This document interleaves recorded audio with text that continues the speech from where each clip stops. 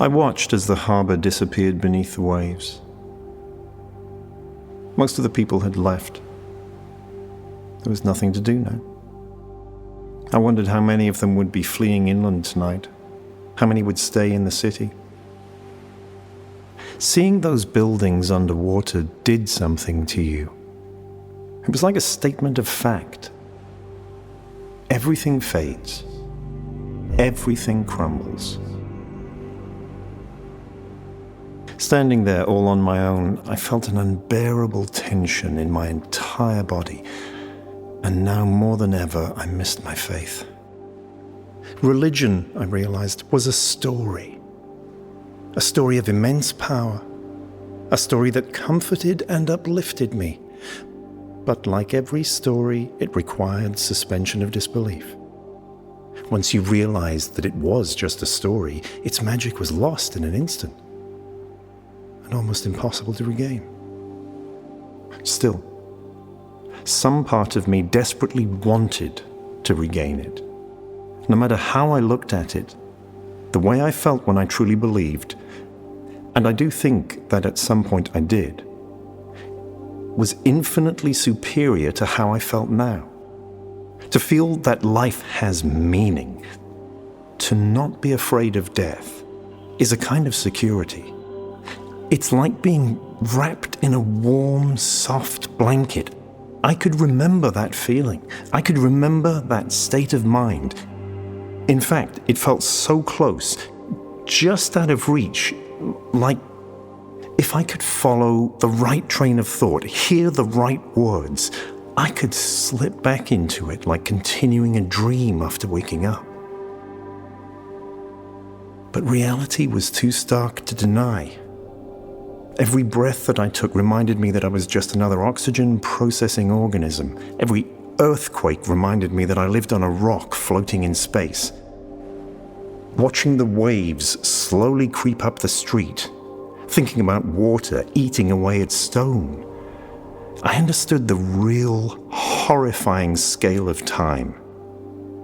In a universe billions of years old, it was impossible to believe that a man who died on a cross 2,000 years ago was the one true incarnation of God. It was a good story, one of the best.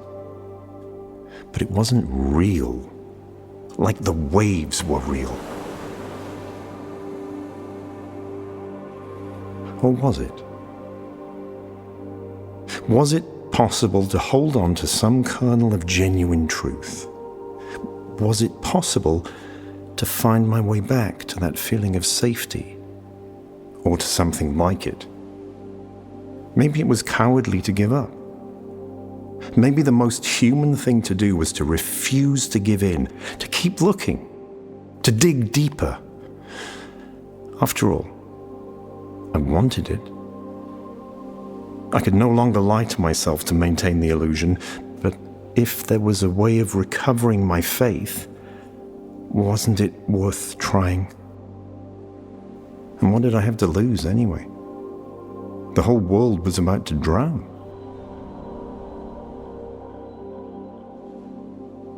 There were 7 of us in the beginning. Thomas, Jacob, Bartholomew, Simon, Matthew, John, and myself. 7 young men preparing to serve God. I knew what had happened to Thomas. But what about the others? We drifted out of touch long ago, but maybe if I could understand their paths, I could figure out my own. It was something, at least. A beginning. A direction to move in away from the encroaching sea. I couldn't go back to the church, but I had to go somewhere. So I started walking again. The streets were strangely quiet now, as if everyone was in mourning. Maybe people had given up. Or maybe it was the quiet before the storm. I had no way of telling. It did not take me long to reach the truly poor part of town, a no-man's land between the harbour and the industrial district. And this was not some kind of bohemian refuge with seedy bars and colourful brothels full of tragic artists and wise prostitutes. There was nothing but rows and rows of cheap, shoddy housing that looked grey even when it wasn't. Most of the people who lived here worked 2 or 3 jobs, coming home only to sleep. I tried to imagine growing up here, but I couldn't. There was nothing for my imagination to latch onto. It was like a featureless corridor. Maybe this was hell. Not a place of torture, but a place where neither your dreams nor your fears mattered.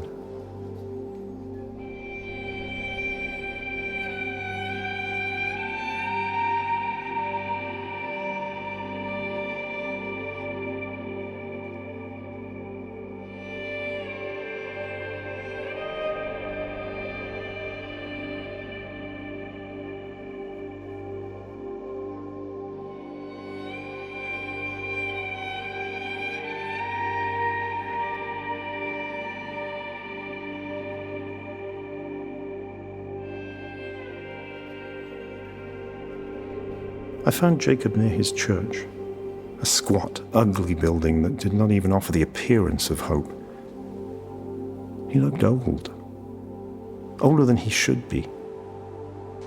He had a thick grey beard and calloused hands. He did not notice me. He was too busy stacking sandbags onto what I presumed was a barrier to keep the water from flooding the area. He was doing it by himself, covered in sweat. My initial reaction was puzzlement, I suppose. Why work so hard on something that wasn't going to hold? And why try to protect these miserable, worthless streets? Was he one of the people who believed the sinking was about to stop? That if we held out just long enough, everything would be fine? I did not remember him as someone who would easily fall for something like that. He'd been a remarkably stubborn student, demanding answers to difficult questions and challenging every teaching that seemed contradictory. He knew scripture better than any of us and was deeply, personally invested in theology in a way that seemed almost too intellectual. I'd found him hard to talk to. Conversations often became uncomfortably intense as he insisted on some minute, trivial-seeming point. The man I spoke to now was different. He smiled, asked me to help him, and I did. We stacked heavy sacks of sand for what seemed like hours. My muscles screamed in agony, but somehow I didn't want to stop until he did. The exercise felt cathartic. And some part of me hoped that the physical suffering would help me cleanse myself, as if Jacob had been sent by God to help me find my way back. We did not speak, and that too contributed to the feeling that the work was sacred or symbolic. The point was not to stack sandbags, but to be humbled and to serve God. I felt dizzy and light-headed, and just for a moment, I almost convinced myself that I was about to reach some sort of clarity. But I was just hungry and tired and really desperate to believe in the story again. When we were done, Jacob and I sat in front of the church and had sandwiches. Now we spoke. And although Jacob had certainly changed, he had no divine lessons for me. He told me about all the things he'd witnessed working this part of town. Men and women abusing each other, children going hungry, people dying of easily cured diseases because they couldn't afford the treatment. A relentless onslaught of misery day after day after day. And yet he'd stayed. For all these years, he'd been their anchor, their shelter, their friend. He kept stacking sandbags even after everyone else had given up. How had he maintained his faith? He seemed like a saint to me, and I begged him to tell me how I could regain even a fraction of what he had. Did he pray? Did God speak to him in dreams? Was there some secret passage in the Bible that I was unaware of that granted him this impossible serenity? He laughed at my question. Not bitterly or sarcastically, but quite loudly. And he told me that he stopped believing in God a long time ago. These days, he said, he was a strict materialist. We live, we die, that's it. There was no soul, and the sinking of the continents was not some apocalyptic test of humankind, but merely an unexplained natural phenomenon. His loss of faith had been quite sudden, he said, and rather comical. It had nothing to do with the suffering he witnessed every day. Even when he had found out that a small child had starved to death in its crib, he had felt no doubt, only rage at the modern-day Caesars who let such things happen. No, he'd lost his faith watching a documentary. There was a cargo cult in Vanuatu, he told me, that worshipped a man called John Frum. John Frum, according to their religion, was a prophet who took the form of an American soldier. And if people followed him and acted according to his principles, rejecting all outside influences, except those of supernatural American GIs, then one day he would return and bring with him everything they desired, especially American consumer goods. When Jacob heard about this, he started laughing. He couldn't stop himself. It was all so obviously fake, so obviously based on misunderstandings, so obviously silly. How could people believe something like that? And then, he said, in an instant, it became obvious to him that what he believed was exactly the same thing.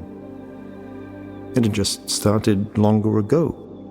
The carpenter who came back from the dead was just as silly as the GI who brought the cargo planes. It all fell away from him in that moment, he said. And after he was done laughing, he felt lighter than he'd ever felt before. I was shocked and confused. If he had no faith, why was he still here? Why was he serving these people, sacrificing so much, so selflessly? Why was he stacking sandbags? He shrugged. I don't believe in God, he said. I just work for him.